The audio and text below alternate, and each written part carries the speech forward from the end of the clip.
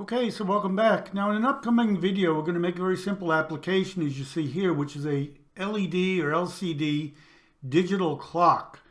And in order to do this, we want to have some sort of font that we're displaying here that looks like an LED or LCD display on a digital clock. So unfortunately, in Windows, there's nothing like that comes with Windows. So we're going to have to find a font somewhere that we can download and install so that we can get this display. So what we're going to do in this video is show you how I go about looking for fonts and downloading them. I found there's some free sources out there, but also you got to be careful when you download anything from the internet. You need to check it. So we're also going to show you how to run any downloaded files through a virus checker to make sure they're okay.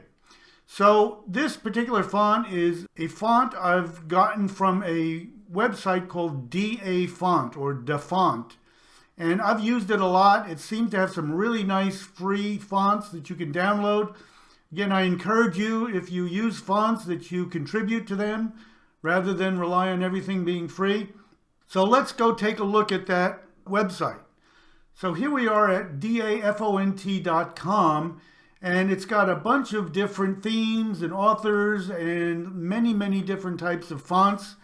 So I'm going to search for digital, and I get a bunch of results. I'm going to go down to the DS Digital and click on that to download.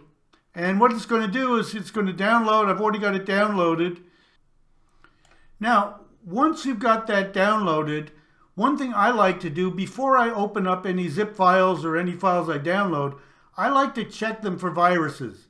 And there's a very nice website called virustotal.com, and what you can do is you can choose a file, maximum size 650 megabyte, and refer to this zip file, and it will run a test of the zip file, and it goes through and it gives you some results that says really undetected for all of these different types of viruses. So it can give you a little security that your downloaded file is okay. No security vendors, no sandboxes flag this file as malicious. So really nice free way to check your downloads. And when you download, it's going to be in a zip file. So what I do is I double click on that and extract all of them. It's got a text file that's got some information on who contributed this and how you can pay a shareware fee, which I encourage you to do. And then you've got these 1, 2, 3, 4 TTF TrueType font files for the different styles. I've got a normal, I've got an italic, and so on. Now, all you need to do to install these is to extract them all and then copy and paste them into this folder, C Windows Fonts. And all of the fonts you have are there. And all you have to do is paste it in here and it will automatically get installed. And once they're in this C Windows Fonts folder, I can access them in any application, Windows or my Visual Studio or whatever. So that's about it for this one. If you like any of these videos, I encourage you to hit the like button, subscribe, hit the bell notifications.